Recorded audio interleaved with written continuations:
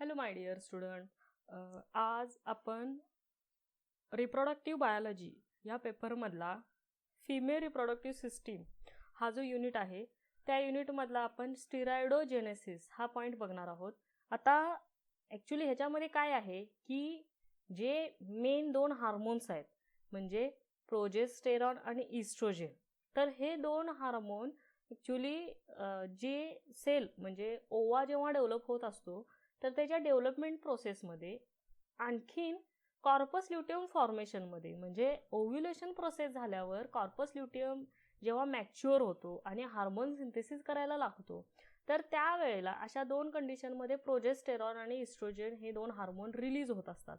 म्हणजे जो corpus luteum point आहे प्रिव्हियस लेक्चरमध्ये जो आपण पाहिला आहे तो म्हणजे कार्पस ल्युटियम रिग्रेशन आणि फॉर्मेशन, म्हणजे फॉर्म कसा होतो आणि रिग्रेशन कसं होते, कॉर्पस ल्युटियमचं कन्व्हर्जन अल्बिजिनियसमध्ये कसं होते हे आपण बघितलेलं आहे. तर आत्ताच्या ह्या लेक्चरमध्ये प्रोजेस्टेरॉन आणि इस्ट्रोजेन हे जे दोन हार्मोन आहेत हे दोन हार्मोन ओव्हरीमध्ये कशा पद्धतीने तयार होतात. ॲक्च्युली हे प्रोजेस्टेरॉन आणि इस्ट्रोजेन हे दोन्हीही स्टिरॉइड हार्मोन्स आहेत. ओके, स्टिरॉइड हे केमिकल नेचर आहे, म्हणजे आपण कसं म्हणतो कार्बोहायड्रेट प्रोटीन फॅट म्हणतो, तर फॅटच्या अंडर जो येतो तो म्हणजे स्टिरॉइड होतो. स्टिरॉइडल हार्मोन हे थोडेसे ऑइली नेचर असतात, ॲब्सॉर्बेशनला थोडासा वेळ लागतो त्याला. तर हे दोन हार्मोन स्टिरॉइड इन नेचर आहेत. तर प्रोजेस्टेरॉन आणि इस्ट्रोजेन हे फॉर्म तयार होत असताना आपल्या बॉडीमध्ये त्याला आपण त्या प्रोसेसला म्हणा स्टिरॉइडोजेनेसिस म्हणतात.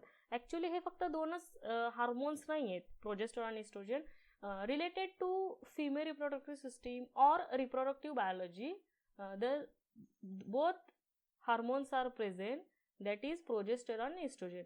हे सोडून सुद्धा बाकीचे हार्मोन्स स्टिरॉइडमध्ये येतात, पण ते कुठले आहेत ते आपण पुढे बघूया. ठीक आहे, so we let start the today's lecture, that is a steroidogenesis. आता स्टिरॉइडोजेनेसिसमध्ये काय आहे, steroid hormones produced in the adrenal cortex, testis, ovaries and some peripheral tissue. Actually steroid hormone आपल्या बॉडीमध्ये बरेच वेगवेगळे हार्मोन्स आहेत. त्याच्यामध्ये ॲड्रिनल कॉर्टेक्स म्हणजे किडनीच्या वरच्या बाजूला जी ग्लँड असते ॲड्रिनल ग्लँड, त्याच्यामध्ये ॲड्रिनल कॉर्टेक्स हा जो पार्ट आहे त्याच्या थ्रू सुद्धा स्टिरॉइड हार्मोन रिलीज होतो. टेस्टीजमधून सुद्धा स्टिरॉइड हार्मोन रिलीज होतो. प्रत्येकांची नावं वेगवेगळी आहेत, पण ह्या सगळ्यांचं नेचर जे आहे ते स्टिरॉइड आहे. त्यानंतर ना आहे ओव्हरीमधनंच आपण आता शिकतोय. आणि काही आपल्या बॉडीच्या आधीमध्ये जे टिश्यू आहेत त्या टिश्यूमध्ये ॲडिपोस टिश्यू आहे किंवा ब्रेन, त्यांच्यामध्ये सुद्धा काही प्रमाणात स्टिरॉइड हार्मोन रिलीज होत असतात. तर असं हे सरसकट त्या स्टिरॉइड हार्मोनचं कंपोजिशन आहे की कुठं कुठं त्याच्या सेल्स आहेत आणि कुठून ते रिलीज होतात.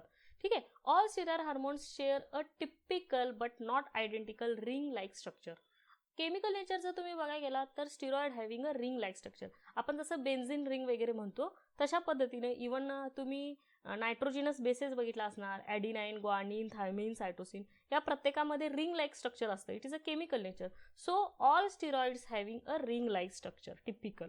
ठीक आहे, त्यानंतर ना ओव्हॅरियन स्टिरॉइडोजेनेसिस, आपण फक्त फोकस करणार आहे ते ओव्हरीशी रिलेटेड जे स्टिरॉइडोजेनेसिस होतं त्याच्यावरती. The ovary produces estrogens, primarily estradiol, progesterone and androgens. ठीक आहे, बेसिकली आपली जी ओव्हरी आहे म्हणजे फिमेल बॉडीमध्ये जी ओव्हरी प्रेझेंट असते त्याच्यामध्ये जे हार्मोन्स रिलीज होतात त्यातला तीन महत्त्वाचे भाग ते म्हणजे इस्ट्रोजेन्स. इस्ट्रोजन ॲक्टिव्ह झाल्यानंतर आपण इस्ट्रोजन म्हणतो, इनॲक्टिव्ह फॉर्ममध्ये त्याला आपण इस्ट्रॅडिओल म्हणतो. दुसरा पार्ट आहे प्रोजेस्टेरॉन आणि तिसरा पार्ट आहे एंड्रोजन्स. इतर हे तीन महत्त्वाचे हार्मोन्स आहेत की जे ओव्हरी रिलीज करत असते. It release largely on LDL as a source of cholesterol for steroid synthesis compare with the testis. Actually female बॉडीमध्ये जे स्टिरॉइड फॉर्मेशन होतं त्याच्यामध्ये त्याचं प्रमाण आहे ते जास्त असतं आणि त्याचा मेन सोर्स आहे तो आहे कोलेस्टेरॉल. ठीक आहे, त्यानंतर ना ovarian steroids are secreted primarily from the ovarian follicles और कार्पोरा ल्युटिया. कॉर्पस ल्युटियम जो पार्ट आहे त्याच्या अगोदरची तिची जी स्टेज असते त्याला आपण कार्पोरा ल्युटिया म्हणतो. ठीक आहे, आणि ओव्हॅरियन स्टिरॉइड्स म्हणजे काय, जे स्टिरॉइड्स ओव्हरी रिलीज करणार आहे. बेसिकली ही कोण रिलीज करतं ओव्हरीमध्ये, आता ओव्हरी तो आपण TS ऑफ ओव्हरी बघितलेला आहे. तर टीएस ऑफ ओव्हरीमध्ये कुठले कुठले पार्ट्स आहेत, बरेच पार्ट आहेत. Primary follicle, secondary, tertiary follicle, blood capillaries आहेत, काही ब्लड हे असतात म्हणजे नर्व एंड्स असतात. अशा कुठल्या नेमक्या पार्टमध्ये ओव्हरी काय करणार, स्टिरॉइड हार्मोन रिलीज करणार. तर त्याच्यामध्ये ओव्हेरियन फॉलिकल म्हणजे आपण त्याला ग्राफियन फॉलिकल म्हणतो, मॅच्युअर झाल्यानंतर ग्राफियन म्हणतो. पहिल्यांदा त्याला प्रायमरी, सेकंडरी असे स्टेजेस नाव आहे. तर हे जी डेव्हलपमेंट स्टेज आहे फॉलिकल्सची, ह्याच्यामध्ये काय असते, प्रोजेस्टेरॉन डेव्हलपमेंट होण्याची स्टेजेस किंवा फॉर्म होण्याचे स्टेजेस त्याच्यामध्ये असतात. म्हणजे माहिती असू द्या तुम्हाला की स्टिरॉइडोजेनेसिस ही जी प्रोसेस ओव्हरीमध्ये होते त्याची जी लोकेशन आहे that is a ovarian follicle and later on it convert into corpora lutea. Corpora lutea म्हणजे काय, कॉर्पस ल्युटियम जे आहे त्याचं प्रिमिटिव्ह स्टेजचं नाव जे आहे दॅट इज अ कॉर्पोरा ल्युटिया. जेव्हा ओव्ह्युलेशन झाल्या ओवा बाहेर पडतो तेव्हा त्या स्ट्रक्चरला आपण कॉर्पोरा ल्युटिया म्हणतात. बेसिकली हे ऍक्टिव्ह नेचर आहे ज्याच्या थ्रू हे हार्मोन रिलीज होत असतात. त्यामुळे हे लोकेशन माहिती असू द्या, ओव्हेरियन फॉलिकल. ओव्हेरियन फॉलिकल तुम्ही कुणाला म्हणणार आहे, तर प्रायमरी फॉलिकल किंवा प्रायमर्डिओर फॉलिकल टू ग्राफियन फॉलिकल ह्या स्टेजेसमध्ये जे काही सगळे ओव्हरीज येतात, जे काही फॉलिकल्स येतात, ह्या सगळ्यांना आपण सरसकट मिळून ओव्हेरियन फॉलिकल म्हणतो. ठीक आहे. आणि कॉर्पोरा ल्युटियम म्हणजे कार्पस ल्युटियम आहे, त्याचं प्रिमिटिव्ह स्टेज आहे ती. तर इथं जर तुम्ही बघितला तर त्याच्यामध्ये 2 cells theory of estrogen producing in the ovary. ओव्हरीमध्ये इस्ट्रोजन कशा पद्धतीनं तयार होत असते त्याचा इथं एक फ्लो चार्ट दिलेला आहे, थोडी छोटी डायग्राम दिलेली आहे. ही तुम्ही नोटबुकमध्ये काढली तर काय हरकत नाही आहे. Numerous studies have now shown that the androgens required for aromatization come from the neighbouring theca cells. आपल्या बॉडीमध्ये ओवामध्ये किंवा ग्राफियन फॉलिकलमध्ये जे इस्ट्रोजन प्रोड्यूस होणार असते तर त्याचं सिग्नलिंग कोण देत असते, तर सराउंडिंग सेल्स. तुम्हाला माहित असेल आपण ग्राफियन फॉलिकलमध्ये outer most structures 2 layer study केलेले आहेत. दॅट इज अ कंबाईनली आपण त्याला थिका सेल म्हणतो. जर तुम्ही त्याला सेपरेशन केलात तर बाहेरच्या पार्टला थिका एक्सटर्ना म्हणतो आणि आतल्या बाजूला थिका इंटरना म्हणतो. हे दोन्ही मिळूनचं जे स्ट्रक्चर आहे थिका सेल्स, ह्या थिका सेल्सच काय करतात, ते 2 प्रकारचे हार्मोन्स रिलीज करण्यासाठी सिग्नलिंग देत असतात की हा बाबा आता तुम्ही हार्मोन तो रिलीज करा, इस्ट्रोजन रिलीज करा, प्रोजेस्टेरॉन रिलीज करा. त्यावेळेला आणखीन महत्त्वाचं म्हणजे प्रिव्हियस लेक्चरमध्ये मी आणखीन एक बोललोय की जी आपल्या बॉडीमध्ये मास्टर ग्लँड आहे हार्मोन सिक्रिशन करणारी, ती म्हणजे पिट्युटरी ग्लँड. तर पिट्युटरी ग्लँड ओव्हरीला कसं मॅनेज करत असते, कारण की ओव्हरीला जे हार्मोन रिलीज करायचे आहेत ते ऍक्च्युली कोण सांगतं, तर पिट्युटरी ग्लँड सांगते. पिट्युटरी ग्लँड कडून काय सिक्रिट होतंय, असं कुठलं केमिकल सिक्रिट होते ज्याचे थ्रू ते ओव्हरी काय करते, एक्सप्रेस होते किंवा ते त्याचे हार्मोन रिलीज करत असेल. महत्वाचे 2 हार्मोन आहेत. First one is a LH luteinising hormone, second one is a follicle stimulating hormone. हे 2 हार्मोन सुद्धा हे 2 हार्मोन जे पिट्युटरी ग्लँड रिलीज करते ते ओव्हरीला सुद्धा त्याचे हार्मोन रिलीज करण्यासाठी मदत करतात, ऍक्च्युली ते स्टार्ट करतात. तर LH जो आहे ल्युटिनायझिंग हार्मोन, तो आपल्या बॉडीमध्ये आपण जे फूड मटेरियल खाल्लेलं असते त्याच्यामध्ये कोलेस्टेरॉल असते. ठीक आहे. तर कोलेस्टेरॉल कन्वर्टेड इन टू अँड्रोजेन्स. अँड्रोजेन नावाचं केमिकल जे आहे ते कोलेस्टेरॉल पासून, आता ही तर छोटे छोटे छोटे ॲरो दिल्यात, ह्याचा अर्थ काय, ही एक सायकल आहे. जसं आपण बायोकेमिस्ट्रीमध्ये भरपूर वेगवेगळ्या सायकल शिकलोय तसं कोलेस्टेरॉल पासून अँड्रोजन तयार होण्यासाठी आधीमध्ये वेगवेगळे कंपोनंट आहेत. आपण फक्त फोकस काय केले, ल्युटिनायझिंग हार्मोनमुळे हा हार्मोन काय करतो, थिका सेल्स म्हणजे कुठल्या, आपला मॅच्युअर ग्राफियन फॉलिकल मध्ये एकदम आउटर मोस्ट लेअर आहे थिका सेल. हा, तर त्या किंवा थिका एक्सटर्ना किंवा थिका इंटरना, हे दोन्ही मिळून ह्या सेलमध्ये ज्या काय केमिकल नेचर आहे, कोलेस्टेरॉल जे जे तिथं प्रेझेंट असतं ते जर स्टेप डाऊन पद्धतीनं जो फायनल प्रोडक्ट तयार होणार आहे तो म्हणजे कोण, अँड्रोजेन. हा थिका सेल, आपण आता वरतीच काय म्हटलं की थिका सेल काय करतो, हा हार्मोन किंवा प्रोड्यूस करण्यासाठी मदत करतो. कोलेस्टेरॉल थिका सेलमध्ये जो प्रेझेंट असलेला कोलेस्टेरॉल आहे, या कोलेस्टेरॉल वरती ल्युटिनायझिंग हार्मोन ऍक्ट होतो.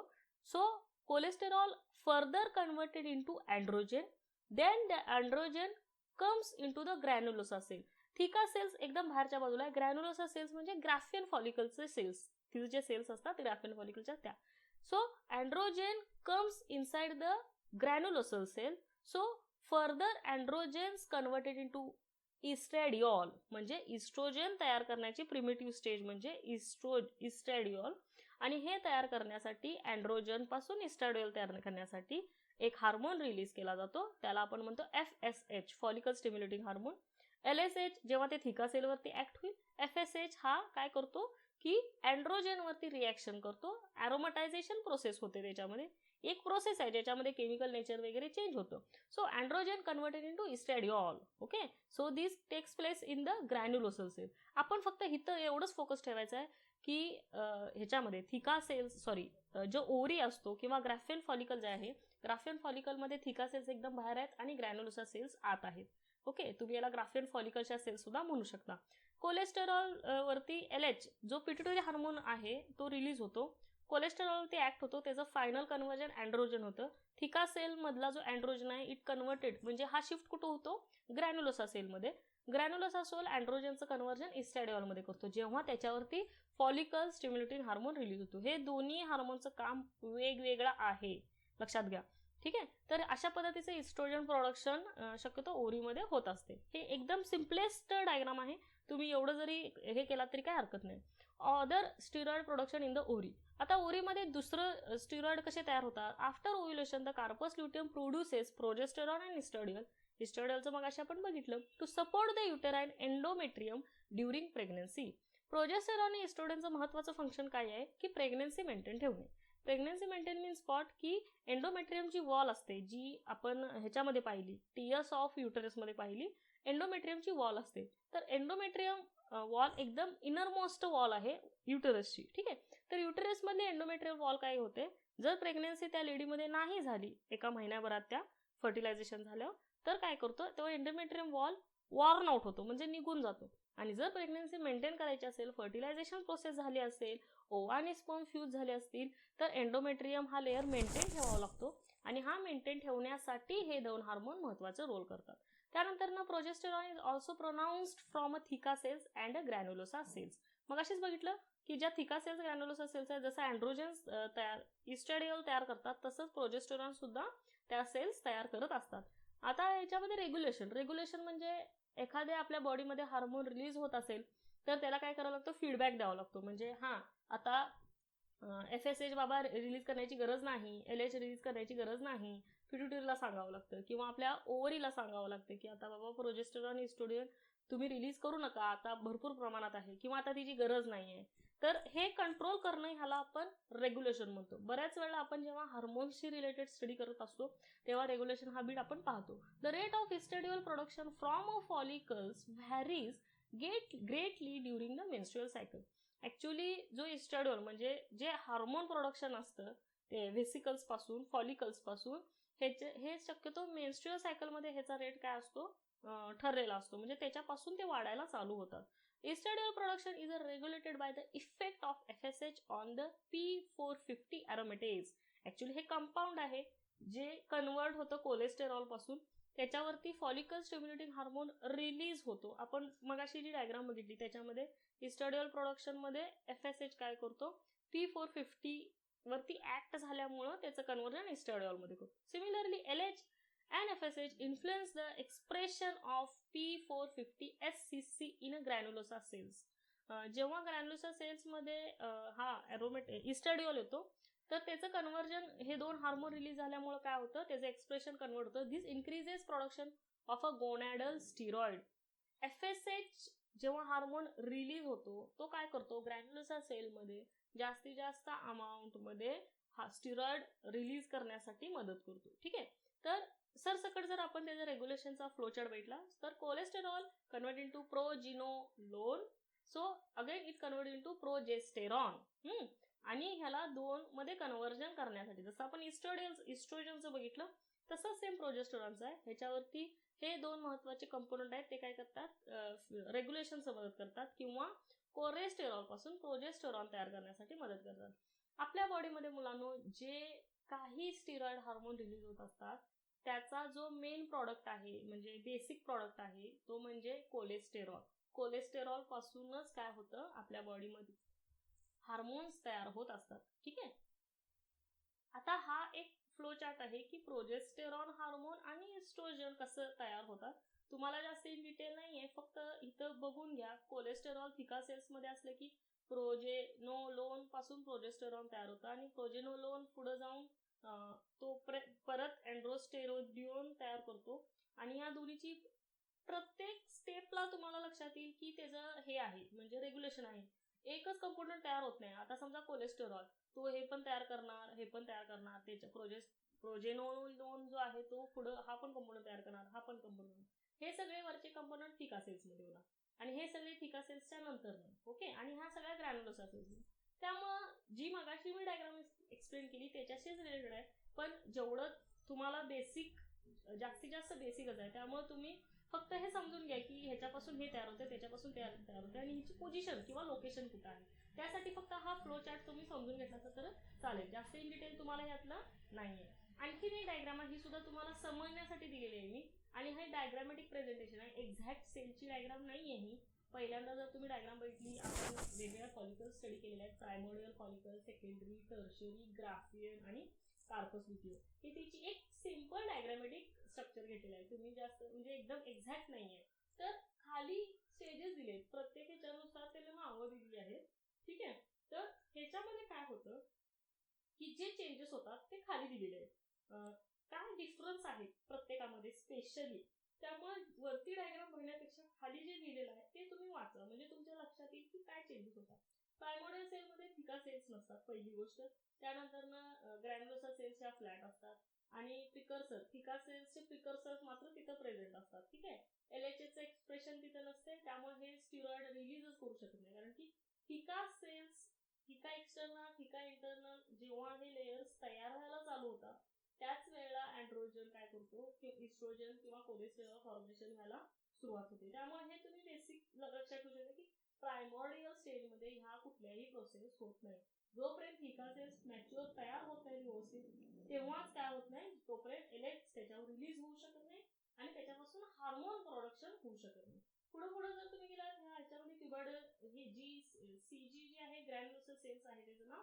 ठीक आहे, तिथं तुम्ही बघितलं तर डिफरन्शिएशन झालेलं बघा, LH रिसेप्टर्स आहेत, न्यूट्रलायझिंग हार्मोन एक्सेप्ट करतात हे, आणि हे स्टिरॉइडोजेनेसिस प्रोसेस करायला मदत करतात. तिथं सुद्धा वॅस्क्युलरायझेशन ऑफ थिका सेल्स, तिथं तुम्ही बघितला डॉट डॉट फॉर्म मध्ये दिले. याचा अर्थ काय, थिका सेल्स इथं तयार व्हायला सुरू झालेले आहेत आणि इथं वॅस्क्युलरायझेशन म्हणजे थिका सेल्सचं जे लेअरिंग आहे एक्सटर्नल आणि इंटरनल, त्याचं कंडेन्सेशन व्हायला म्हणजे जास्तीत जास्त त्याची संख्या वाढायला इथं सुरू होते दोन लेअर. आणि ओव्ह्युलेशन प्रोसेस झाल्यावर जो कार्पस ल्युटियम पार्ट राहतो ते ऍक्च्युली मग काय करतो की हार्मोन रिलीज करण्यासाठी, स्पेसिफिकली प्रोजेस्टेरॉन हार्मोन रिलीज करण्यासाठी मदत करतात.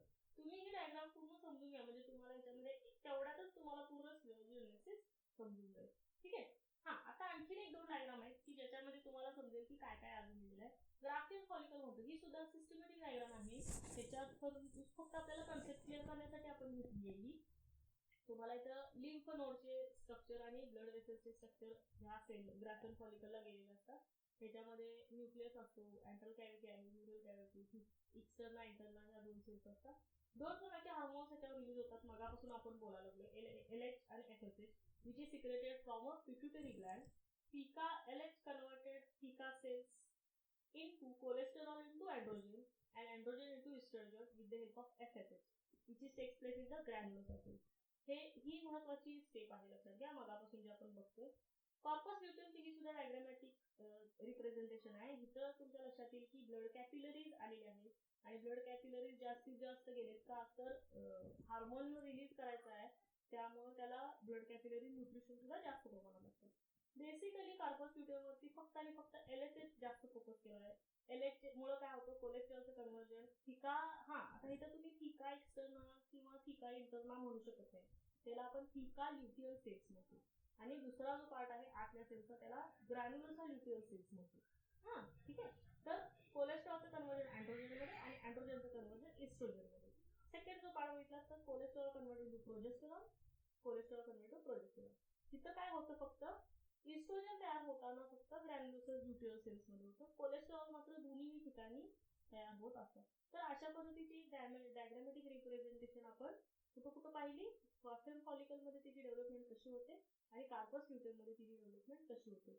पुढे आपण बघूया की स्टिरॉइड हार्मोनचं फंक्शन, मेन फंक्शन काय. आपण ऍक्च्युली हे रिप्रोडक्टिव्हचं पण फंक्शन आहे, रिप्रोडक्टिव्ह बायोलॉजी म्हणा किंवा रिप्रोडक्टिव्ह सिस्टीमचं फिजिक्सचं. तरी पण आपण बघूया फंक्शन ऑफ फक्त फोकस जर स्टिरॉइड हार्मोन वरती केलं तर त्याचा काय फंक्शन येतं बघा.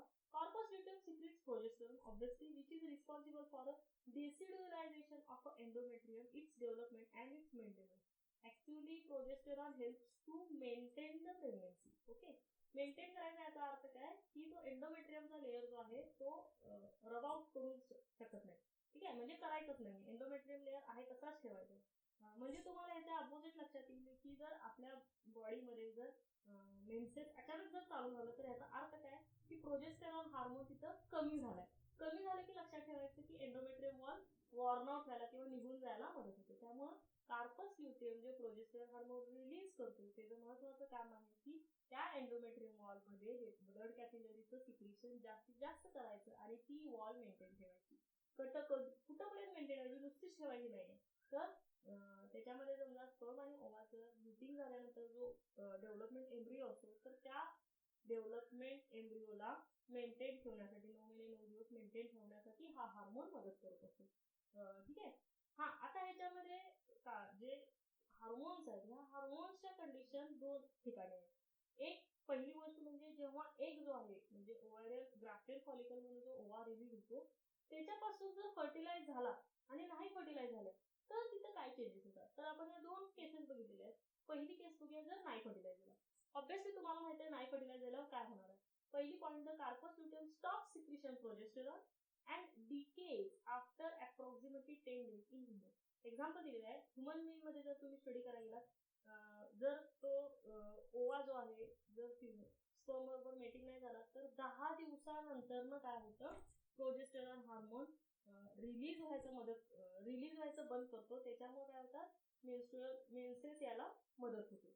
It then degenerates into the carpus albicans which is a mass of fibrous scar. की कार्पस ल्युटियमचं कन्व्हर्जन कार्पस अल्बिकन्स मध्ये होते. अल्बिकन्सचा अर्थ काय म्हणजे जे सिक्रेटरी स्ट्रक्चर्स असतात त्याचं कन्व्हर्जन फायब्रस टिश्यू मध्ये होते. म्हणजे secretory cells converted into fibrous cells म्हणजे फायब्रॉइड किंवा फायब्रस स्ट्रक्चर त्याच्यामध्ये वाढायला मदत होते. इनवन काय होतं की जो टिश्यू असतो म्हणजे कार्पस ल्युटियमचा टिश्यू हा सिक्रेटरी आहे तर ते असे ऍब्सॉर्ब व्हायला सुरू होतात किंवा असे वाळायला चालू होतात. तर आपली समजा जखमेवरची जी कपली असते किंवा वाळत गेल्यानंतर जे स्ट्रक्चर जसं तयार होतं तशा पद्धतीचं छोटंसं स्ट्रक्चर आपल्या त्या ओव्हरीमध्ये तयार होतं. त्यालाच आपण कार्पस अल्बिकन्स म्हणतो. The uterine lining is expelled means what, endometrium जो आतला इनर लाइनिंग आहे त्याचं काय होतं इरोजन व्हायला सुरू होते म्हणजे तो लेअर काढून टाकला जातोय मेन्स्ट्रुअल सायकलमध्ये. Through the vagina in the mammals that go through the menstrual cycle जर असेल मॅमलमध्ये ऑब्विसली मेन्स्ट्रुअल सायकल असते तर त्याच्यामध्ये काय होतं एंडोमेट्रियम लेअर हा निघून जातो with the help of menstrual cycle. आणि काही ॲनिमल्समध्ये इस्टस सायकल असते. तर इस्टस सायकलमध्ये काय होते फक्त तो एंडोमेट्रियम लेअर आहे तो डिजनरेट केला जातो आणि म्हणजे तो जो लेअर आहे तो ऍब्सॉर्ब करून घेतो बॉडी म्हणजे तो आहे तसा तिथं मेंटेन ठेवला जात नाही. तर हा म्हणजे इस्टस सायकलची स्टेज. आणि दुसरा पार्ट आहे जेव्हा हे एग फर्टिलाइज होतं when the egg is fertilized. मग एग फर्टिलाइज झाल्यानंतर ना इथं महत्वाचा रोल आहे कार्पस ल्युटियम ह्या स्ट्रक्चरचं. When the egg is fertilizes, implantation occurs, the syncytiotrophoblasts derives from a trophoblast cells of the blastocyst secretes the hormone HCG that is a human chorionic hormone by the day of 9 post fertilization.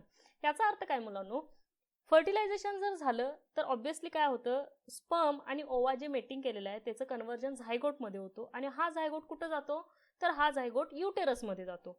युटेरसमध्ये गेल्यानंतर ना तिथं काय होतं implantation म्हणजे तो जो embryo आहे तो एम्ब्रिओ पूर्ण त्या युटेराइन वॉलच्या आतमध्ये घुसल्यानंतर ना तिथं जे स्ट्रक्चर्स म्हणजे ट्रोपोब्लास्ट सेल्स तिथं प्रेझेंट असतात.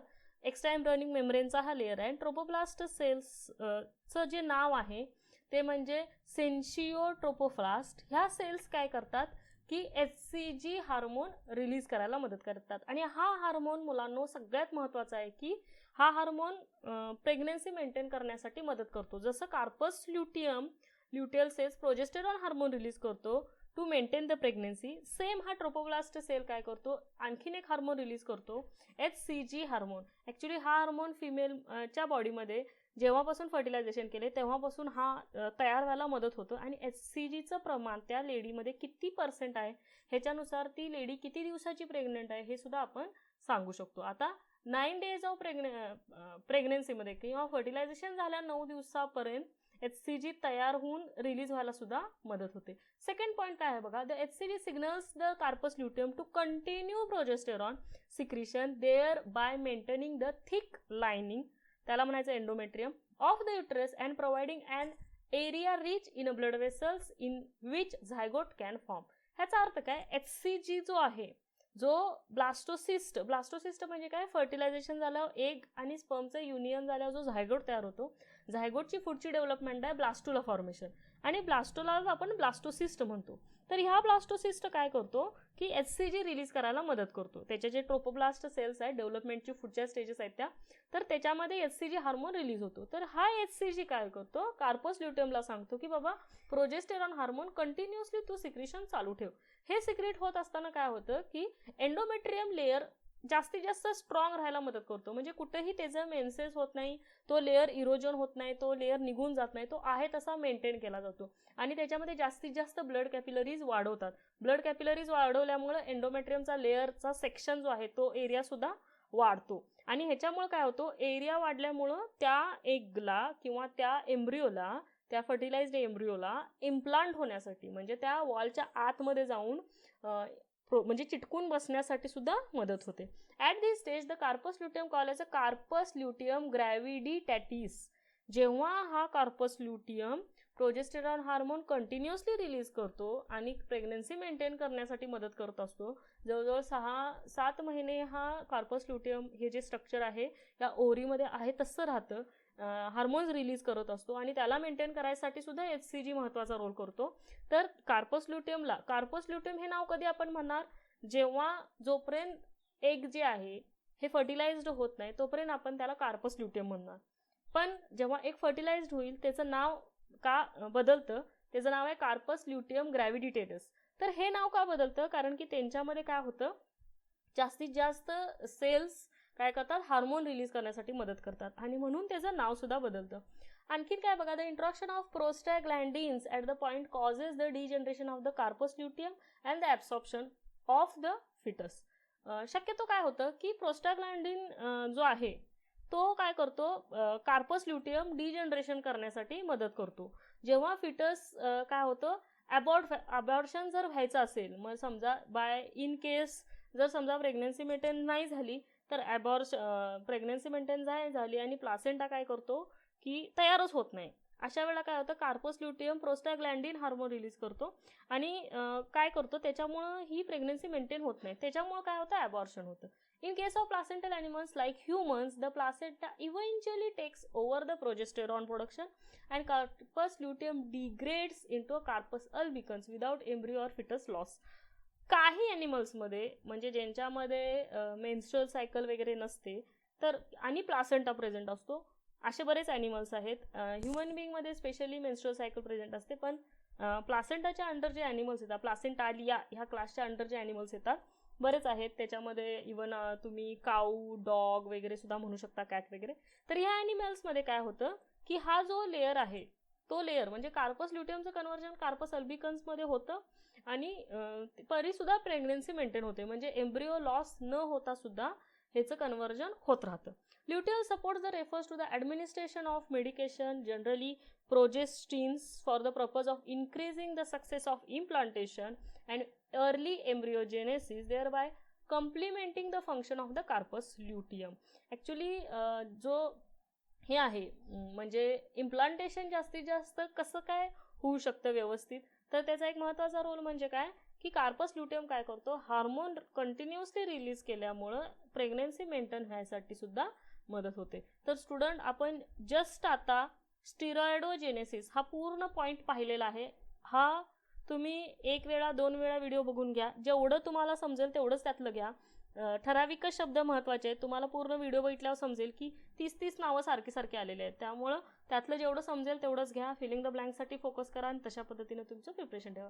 जर काही शंका असेल तर तुम्ही मला व्हॉट्सअपला क्वेश्चन टाकू शकता. Okay, thank you student.